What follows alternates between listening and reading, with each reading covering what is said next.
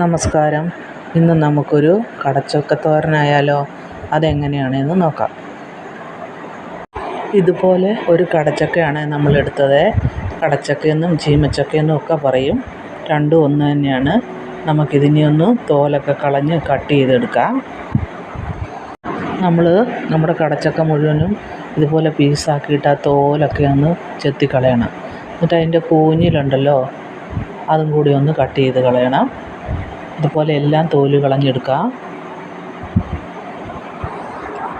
നമ്മുടെ കടച്ചക്ക മുഴുവനും തോലൊക്കെ ചെത്തി വൃത്തിയാക്കി എടുത്തിട്ടുണ്ട്.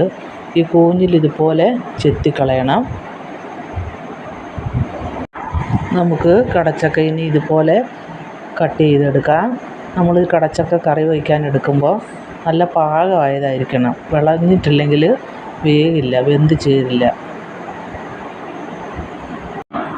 ചക്ക മുഴുവനും കട്ട് ചെയ്തെടുത്തിട്ടുണ്ട്. ഈ ഒരു വലിപ്പത്തിലാണ് കട്ട് ചെയ്തെടുത്തത്. ഇനി ഇത് നമുക്കൊന്ന് നന്നായിട്ട് കഴുകി വാരിയെടുക്കാം. ഈ ഒരു ചക്ക മുഴുവനും തോരൻ വച്ചാലും കുറച്ചേ ഉണ്ടാവുള്ളൂ. വെന്ത് കഴിയുമ്പോൾ ചക്ക നന്നായിട്ട് അമരും. ഇനി നമുക്കിച്ചിരി തേങ്ങ ചതച്ചെടുക്കാം. ചക്കയ്ക്ക് ഇച്ചിരി തേങ്ങ കൂടുതൽ വേണം. 1 കപ്പ് തേങ്ങ എടുത്തിട്ടുണ്ട്. ഇതുപോലെ ഒരു 3 പച്ചമുളകും കൂടി ഇടാം. ഒരു 3-4 അല്ലി വെള്ളുള്ളിയും കൂടി ഇട്ട് കൊടുക്കാം. ചെറിയതാണ്. ഒരു 1/4 ടീസ്പൂണ് മഞ്ഞൾപ്പൊടിയും കൂടി ഇട്ട് കൊടുക്കാം. 1/4 ടീസ്പൂൺ വലിയ ജീരകം. എന്നിട്ട് നമുക്കിതൊന്ന് നന്നായിട്ട് ചതച്ചെടുക്കാം. കട്ട് ചെയ്ത് വെച്ചിരിക്കുന്ന ചക്ക ഇതുപോലെ ഒരു ചട്ടിയിലേക്ക് ഇട്ട് കൊടുക്കാം. ഇനി ചതച്ച് വെച്ചിരിക്കുന്ന തേങ്ങയും കൂടി അതിലേക്ക് ഇട്ട് കൊടുക്കാം. എന്നിട്ട് നമ്മൾ ഒത്തിരി വെള്ളം ഒഴിക്കല്. ഒരു 1/2 ഗ്ലാസ് വെള്ളമൊക്കെ ആ മിക്സിയുടെ ജാറിലേക്കൊന്ന് ഒഴിക്കാം. നമുക്ക് മിക്സിയുടെ ജാറിലേക്ക് ഇതുപോലെ ഇത്രയും വെള്ളം ഒഴിച്ചാൽ മതിയേ. കൂടുതൽ വെള്ളം ഒഴിക്കണ്ട. ഇനിയും പാകത്തിന് ഉപ്പിട്ട് കൊടുക്കാം.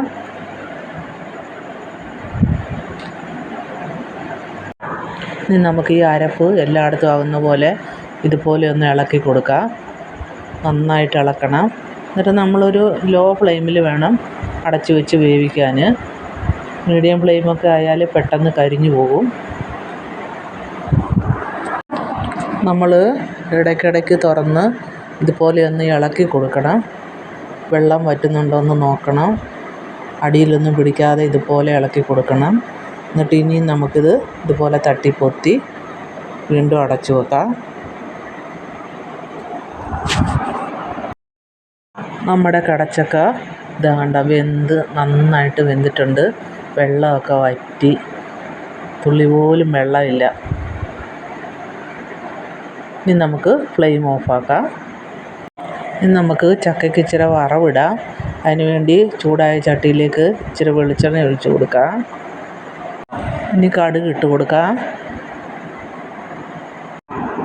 ഇനി ഇച്ചിരി കൊച്ചുള്ളി കട്ട് ചെയ്ത് ഇട്ട് കൊടുക്കാം. കറിവേപ്പില ഇട്ട് കൊടുക്കാം. ചുവന്നമുളക് കട്ട് ചെയ്ത് ഇട്ട് കൊടുക്കാം. വഴറ്റാം. നമുക്കിനി വറവിട്ടത് ചക്കയിലേക്ക് ഒഴിച്ച് കൊടുക്കാം. എന്നിട്ട് നന്നായിട്ടൊന്ന് ഇളക്കാം.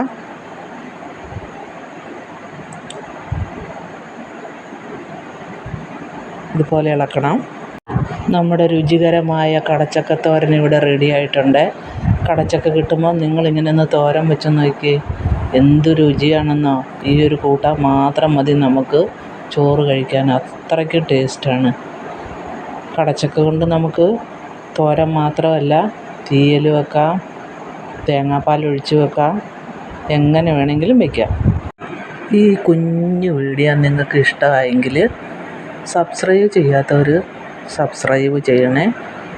കൂട്ടത്തിൽ തന്നെ നിങ്ങളിങ്ങനെയൊരു കടച്ചക്ക തോരനും കൂടെ വെച്ചൊന്ന് കഴിച്ചും നോക്കണം.